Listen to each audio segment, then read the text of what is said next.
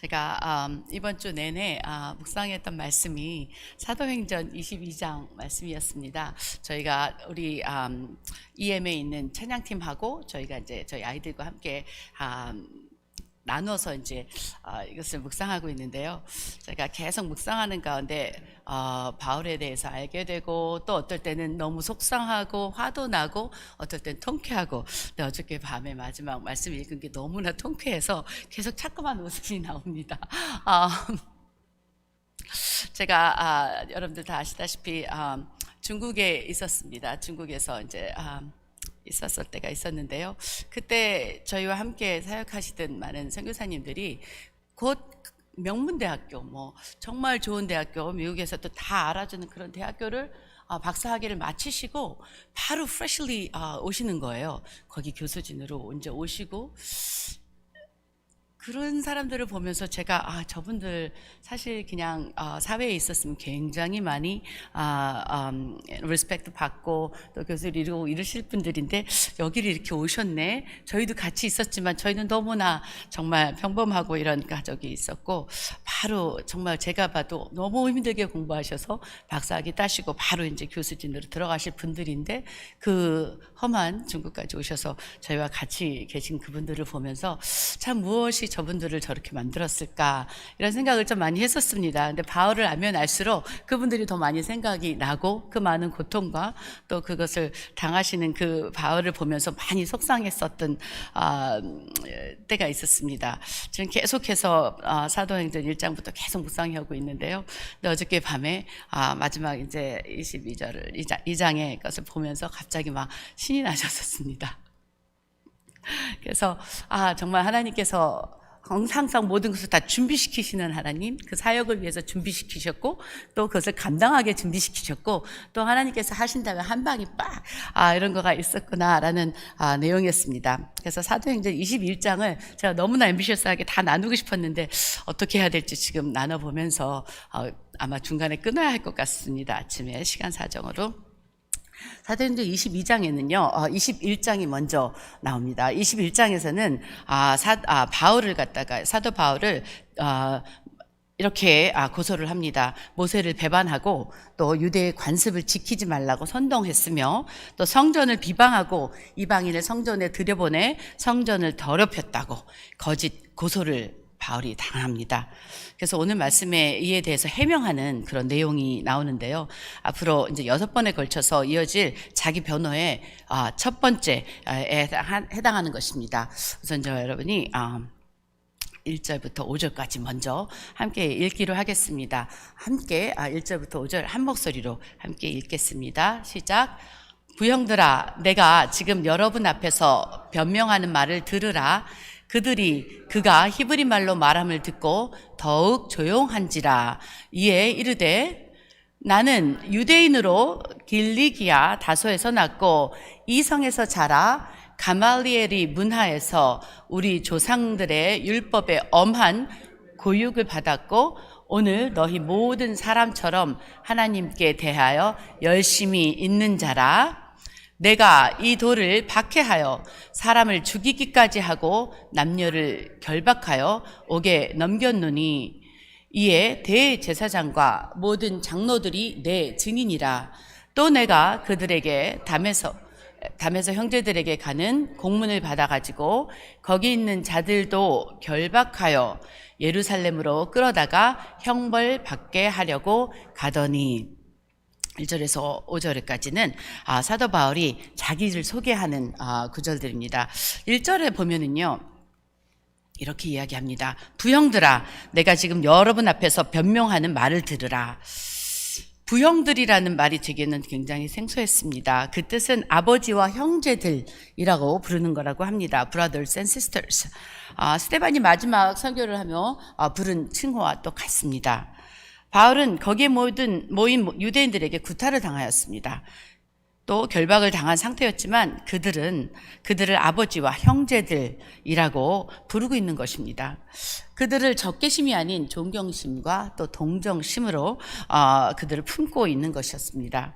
자신이 예전에 맹목적으로 따랐던 그 길을 걷는 그들을 보면서 바울은 안타까워 했었던 것입니다. 그 마음이 얼마나 힘들었을까 감히 상상해 봅니다. 여기서 변명이라는 말은요, 헬라어의 의미는 자신이 전하는 복음의 타당성을 해명하겠다라는 그런 뜻입니다. 또 3절에 이렇게 이야기합니다. 나는 유대인으로서 길리기아 다소에서 태어났고 이 성에서 자라 가말리엘의 문화에서 우리 조상들의 율법에 엄한 교훈을 받았고 오늘 너희 모든 사람처럼 하나님께 대하여 열심히 있는 자다. 바울은 자기 자신이 누구인지 명백히 밝힙니다. 법률 수사학에서는요, 진술을 하는 사람의 그 인격이 특별히 중요했기 때문에 바울 역시 자신의 출생지와 성장 과정 그리고 또 교육 수준과 더불어 성품을 간단히 설명을 하였습니다. 그리고 바울 자신이 그들과 다르지 않고 오히려 유대인의 정체성을 잘 간직하고 있음을 보여주려는 의도입니다. 바울은 자신이 길리기아 지역의 수도이자 헬라 교육의 중심 도시였던 다소에서 태어났고 예루살렘에 유학 와서 성장하며 또 최고의 스승에게서 최상의 교육을 받았다고 말하고 있는 것입니다. 지식이 뛰어났을 뿐만 아니라 무엇보다도 하나님께 대하여 열심을 냈다고 소개하고 있는 것입니다. 그래서 4절, 5절에서 내가 이도를 박해하여 사람을 죽이기까지 하고 남녀를 결박하여 옥에 넘겼노니 이에 대제사장과 모든 장로들이 내 증인이라 이렇게 이야기하고 있습니다. 또 내가 그들에게서 담에서 형제들에게 가는 공문을 받아가지고 거기 있는 자들도 결박하여 예루살렘으로 끌어다가 형벌을 받게 하려고 하였다라고 이야기하고 있습니다. 바울은 굉장히 백그라운드가 스트롱한 사람이었습니다. 또 뿐만 아니라 굉장히 실천적인 인물이었던 것입니다. 자신이 믿는 바를 그대로 실행에 옮겨서 예수님의 길을 박해하는 일에 앞장섰던 것입니다. 바울은 대제사장들과 또 장로들이 그 증인이라고 말하고 있는 것입니다. 바울은 유대인 최고 위층과 가까웠으며 그들의 신뢰와 지지를 받았던 인물임을 또 이야기하고 있는 것입니다. 바울의 이력을 살펴보면 과연 히브리 사람 중에서 또 히브리 사람이며 또 모든 스펙을 지닌 인물임을 누구든지 인정을 할 수밖에 없는 것입니다. 하지만 이는 자랑이 아니라 변론을 듣고 있는 사람들과 자신이 다를 바 없다고 사실을 전하고 싶었던 것입니다. 그리고 이제 그 후에 회심의 사건을 이야기합니다. 이것은 우리가 너무나 잘 알고 있는 구절들입니다. 가는 중 담에석에 가까워 있을 때에 오정쯤 되어 호련히 하늘로부터 큰 빛이 나를 둘러 비침에 내가 땅에 엎드려져 들으니 소리 있어 이르되 사울아 사울아 내가 왜 나를 박해하느냐 하시거늘 내가 대답하되 주님 누구시니까 하니 이르시되 내가 박해하는 나사렛 예수라 하시더라 라고 이야기하고 있습니다. 바울은 다메섹에 있는 그리스도인들을 잡으러 가는 길이었죠. 오히려 자신을 찾아오신 하나님께 가다가 거기서 잡혀 거기서 세례를 받고 예수님을 믿게 됩니다. 바울의 회심은 사도행전에서 3번이나 기록되어 있습니다. 그렇게 중요한 의미를 가지고 있는 것입니다. 먼저는 9장 또 22장 오늘 읽은 그 다음에 26절에 나오는데요. 이 모든 곳에서 바울이 예수님을 박해하던 자에서 예수님을 따르는 자가 되었다는 그 사실을 이야기하고 있는 것입니다. 방금 읽은 6절에서 8절에서 우리는 이것을 알 수가 있습니다. 바울은 시간을 구체적으로 제시합니다. 다메섹에 가까이 왔을 때 오정쯤 돼요. 호련히 하늘로부터 큰 빛이 나를 둘러 비치매라고 이야기하고 있습니다. 해가 가장 밝은 오정쯤에 그것보다 더 큰 빛이 자신을 둘러 비쳤다는 말로 자신이 착각을 하거나 또 환상을 본 것이 아니었고 하나님의 사건이었음을 이야기하고 있는 것입니다. 그 빛 가운데 엎드려졌는데 사울아 사울아 이름을 2번 부르는 소리가 들리고 바울은 누구신지를 묻습니다. 나는 내가 박해하는 나사렛 예수라 하여서 유대인이 박해한 그분이 바로 하나님이었음을 당당히 말하는 것입니다. 바울은 자신을 따르는 이들을 박해하는 것이 자신을 박해하는 것이라고 이야기하는 이 나사렛 예수가 하나님이심을 바로 깨달았습니다. 그래서 어찌해야 할지를 물은 뒤에 주님의 말씀을 따라 다메섹으로 들어가 한 사람을 기다리게 됩니다. 율법에 따라 경건한 사람으로 사는 모든 유대인들에게 칭찬을 듣는 아나니아라는 이가 내게 와 곁에 서서 말하되 형제 사울아 보라 다시 보라 하고는 즉시 그를 쳐다보았노라 이렇게 이야기하고 있습니다. 경건한 사람이며 모든 유대인들에게 칭찬을 듣던 아나니아, 또 경건함은 이 곧 율법을 따르는 것이라고 표현함으로써 바울은 계속해서 자신이 율법을 어기거나 반대한 것이 아니라는 사실을 강조하는 것입니다. 그것을 통해서 거짓 고소를 당했기 때문입니다. 또 아나니아는 사울에게 와서 박해자를 형제라고 부르고 또 다시 보라고 하였고, 바울은 즉시 보게 되었습니다. 그리고 아나니아는 하나님이 베푸신 은혜가 어떤 것인지를 설명을 하게 됩니다. 그래서 14절에서 15절을 보게 되는데요. 14절, 15절 저희가 함께 읽도록 하겠습니다. 시작. 그가 또 이르되 우리 조상들이 하나님이 너를 택하여 너로 하여금 자기 뜻을 알게 하시며 그 의인을 보게 하시고 그의 입에서 나오는 음성을 듣게 하셨으니 내가 그를 위하여 모든 사람 앞에서 내가 보고 들은 것에 증인이 되리라. 아나니아는 바울의 구원 과정을 네 가지로 설명합니다. 첫째는 우리 조상들이 하나님이 너를 택하였다. 또 둘째는 자기의 뜻을 알게 하셨다. 셋째는 그 의인을 보게 하셨다. 넷째는 그 음성을 듣게 하셨다. 그래서 우리가 겪는 구원 과정을 그대로 묘사한 것입니다. 우리는 자신의 힘으로 구원을 받을 수가 없습니다. 다만 하나님께서 우리를 택하셔서 자신의 뜻, 즉 하나님의 아들을 죽이시고 살리셔서 죄인을 자기 자녀로 삼으신 뜻을 우리에게 깨닫도록 하셔야 우리는 구원을 받습니다. 또 구세주이신 그 아들을 세상에 보내셔서 우리의 눈으로 보게 하셨고 지금도 보게 하시며 아들의 음성을 들려주셨기 때문에 그대로 우리를 살게 하시는 것입니다. 또 그런 후에 바울에게 사명을 주시는데 바로 예수님을 위해 유대인과 이방인 모든 사람 앞에서 보고 들은 보고 들은 것에 대해서 증인이 되라는 것이었습니다.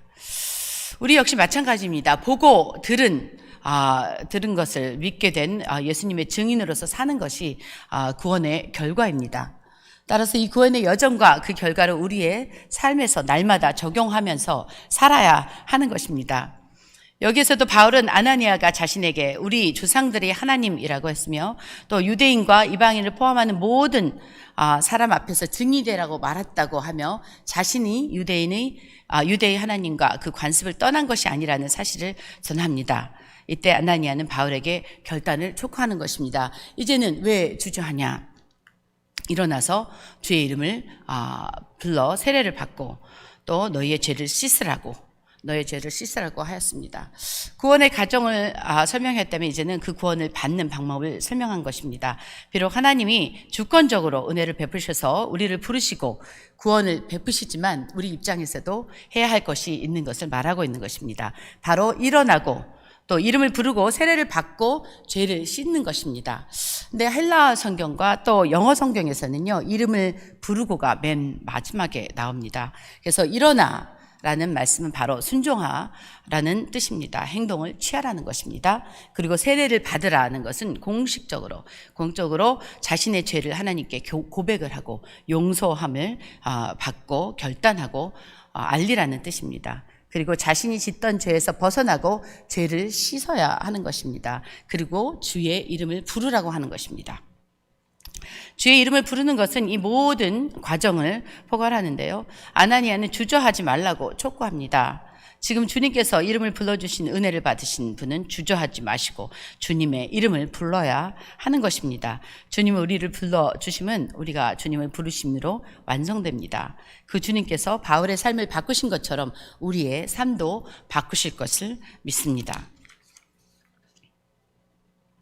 그래서 이렇게 계속 특명을 받습니다. 나가서 이방인들에게 전도하라. 다 이렇게 특명을 받고 그럼에도 불구하고 19절에서 이렇게 나옵니다. 내가 말하기를 주님과 내가 주를 믿는 사람들을 가두고 또 각 회당에서 때리고 또 주의 증인 스데반 이 피를 흘릴 때에 내가 거기 서서 찬송하고 그 죽이는 사람들의 옷을 지킨 줄 그들도 아나이다. 나더러 또 이르시되 떠나가라. 내가 너를 멀리 이방인으로 보내리라 하셨느니라. 이렇게 말을 했을 때에 그 바울을 고소했던 그 사람들은 듣습니다.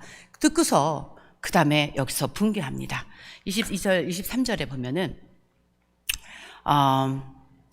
22절 이 말하는 것까지 그들이 듣다가 소리질러 이르되 이러한 자는 세상에서 없애버리자 살려둘 자가 아니라 하여 떠들며 옷을 벗어 던지고 티끌을 공중에 날리니 그들은 여기까지 바울의 이 얘기를 듣다가 소리를 지르며 상상해 보십시오. 소리를 지르며 티끌을 날리며 세상에 없애버려야 한다고 소리를 지르습니다. 유대인의 반응이 급작스럽게 느껴질 수도 있습니다. 하지만 그들이 바울을 구타하고 죽이려 했던 그 이유가 이방인을 성전으로 데려와서 성전을 더럽혔다고 거짓했기 때문이었습니다. 물론 구약 성경을 보면 유대인들도 이방의 빛이 되라는 명을 받았습니다. 하지만 유대인들은 이를 이방인이 유대교로 개종하여서 유대교 간습을 따른다는 뜻으로 이해하였던 것입니다. 따라서 하나님이 바울에게 이방인에게 나가 예수를 믿도록 전하였다는 주장을 도저히 받아들일 수 없었던 것입니다. 그래서 신성모독에 해당하는 참남한 죄라는 뜻으로 옷을 벗어 던지고 티끌을 날리기까지 합니다. 여기에서 우리는 바울과 유대인들의 큰 차이를 봅니다. 바울은 하나님이 나를 구원하셨기 때문에 여러분들도 구원하십니다 라고 말하지만 유대인들은 하나님이 나를 구원하셨기 때문에 당신은 구원하지 않으신다고 말하는 것입니다. 또 바울은 유연하여서 어떻게든 같은 점을 찾아서 유대인들의 입장에 서려고 하지만 유대인들은 경직되어서 어떻게든 다른 점을 찾아서 바울을 박해하려고 하는 것입니다. 이 극심한 대조는 자유롭게 하는 복음을 믿는 우리가 어떠한 자세를 취해야 할지 생각해 보도록 하는 것입니다. 바울은 복음 안에서 참 자유로웠습니다. 또 자신을 부르신 하나님 안에서 자신의 정체성을 굳건히 확립했던 것입니다. 따라서 누구라도 될 수 있고 어디에도 갈 수 있었으며 모든 것을 할 수 있었습니다. 이후 소요가 일어나려 하자 천부장은 다시 바울을 데려가 신문하려고 합니다. 여기서 바울이 신문하고 그 바울에게서 그 모든 절차를 밝히려고 요구할 때에 바울을 때리려고 또 채찍질하려고 할 그때에 바울이 이렇게 밝힙니다. 로마 시민입니다. 바울은 그제서야 자신이 로마 시민임을 밝히고 정당한 절차를 밟으라고 요구하는 것입니다. 이것을 읽을 때 저는 이렇게 생각했습니다. 어떻게 아셨을까, 하나님? 여러분들의 삶에서 많은 때에 이런 것을 느끼실 것입니다. 모르고 지나왔는데 알고 보니 하나님께서 예비하셨던 것이었구나. 이렇게 느끼실 때가 굉장히 많으실 걸로 믿습니다. 그것이 하나님께서 준비하셨고 예비하셨고 그래서 우리에게 사명을 주실 때에 우리에게 사역을 주실 때에 그냥 던져놓는 것이 아니라 미리 다 예비하셔서 준비하시고 우리에게 그 사역을 주시는 것을 믿습니다. 여러분들은 어떠십니까? 우리가 시대에 따라서 기억나실지 모르겠는데 코로나 시대에는요 마스크를 안 쓰면은 코로나에 인하여서 꼭 쓰라고 주목을 받고 또 비난을 받습니다. 하지만 지금 마스크를 쓰면 어떻게 됩니까? 사람들이 쳐다봅니까? 봅니다. 혹시 저 사람 코로나 걸린 거 아닌가? 라고 쳐다보게 됩니다. 시대에 따라서 많은 상황이 변하면서 같은 행동도 전혀 다른 의미를 지니게 되는 것입니다. 마찬가지로 바울은 이제 예수 그리스도가 오신 그 이후에 율법과 성전과 유대의 관습은 전혀 다른 의미를 지니게 되었으며 새로운 틀에 맞춰 모든 것을 새롭게 바라보도록 요청하는 것입니다. 예수님은 율법을 거부하거나 부정하시는 분이 아니며 오히려 율법을 완성하신 분임을 증거하고 자신 역시 모세의 율법과 유대의 관습을 존중하는 전통 유대인이지만 참 하나님이신 예수님을 만났다고 증언하고 있는 것입니다. 마스크를 쓰든 또 쓰지 않든 그것이 모든 사람의 안전을 위한 것이듯 바울은 율법을 지키든 그렇지 않든 복음을 위해서 한 사람이라도 더 구원하려고 그랬던 것입니다. 오늘 우리는 자유케 하시는 하나님께 부름받은 존재임을 기억하여야 하겠습니다. 또 바울을 본받아서 한 사람을 구원하기 위해서 모든 것을 할 수 있는 유연함을 지키는 그리스도인으로서 살아가는 은혜가 있기를 바랍니다. 여러분 가운데 많은 사람들을 봅니다. 교회에 가면은 이런 사람이 되더라. 이거는 해야 된다. 이거는 해야 된다. 이거는 하지 말라. 이건 하지 말라. 이러기 때문에 교회 나오기 싫다는 많은 저의 주위의 친구들을 보게 됩니다. 그것이 무엇을 의미하는 것일까요? 우리가 그 사랑을 먼저 베푸기 전에, 그 사람을 먼저 구원하기 전에 먼저 율법을 내세우지는 않았었나 한번 우리가 생각하고 회개하는 시간이 되어야 될 것 같습니다. 우리를 항상 준비하시는 주님, 여러분들이 그 위치에 있기까지 준비하셔서 그곳에서 일할 수 있도록 예수 그리스도의 사랑과 또 실천을 우리가 또 할 수 있도록 준비하신 주님은 오늘 하루 동안 또 앞으로 계속 묵상하시기 바랍니다.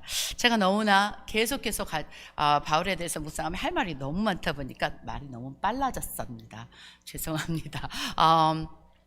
하지만 한 가지 확실한 것은 하나님께서는 우리를 그냥 보내시는 하나님이 아니라 준비시키신 하나님, 다 준비되어서 우리는 믿음으로 선포할 수 있는 툴을 가지고 있다는 것을 저와 여러분 오늘 기억하시고, 오늘 하루도 복음을 선포하시며 여러분들의 삶에서, 여러분들의 표정에서, 여러분들의 말에서, 또 여러분들의 그 뿜어나오는 그 사랑 안에서 주님을 선포하시는 여러분들의 삶이 되시기를 바랍니다. 함께 기도하시겠습니다. 참 좋으신 주님, 우리의 필요한 것은 모두 아시고 준비시키고 예비하신 주님, 저희가 믿음으로 그것을 보게 하시고 또 주님 부르실 때에 아멘 하며 달려나갈 수 있는, 그것을 감당해 나갈 수 있는 우리가 되게 하시옵소서. 그래서 하나님 한 걸음 한 걸음 주님께서 명령하신 일들을 행하여 나갈 때 하나님 기쁨 가운데 하게 하시고 또 평안 가운데 하게 하시고, 주님은 하나님 아버지 선포하는 한 걸음 한 걸음 될 수 있도록 주님 도와주시옵소서. 오늘 하루에 있을 모든 것도 주님께서 예비하신 것으로 믿습니다. 모든 관계를 주님께서 보내시는 걸로 믿습니다. 저희가 해야 될 일들을 잘 마땅히 감당하는 오늘 하루 되게 하여 주시옵소서. 예수 그리스도 이름으로 기도드렸습니다. 아멘.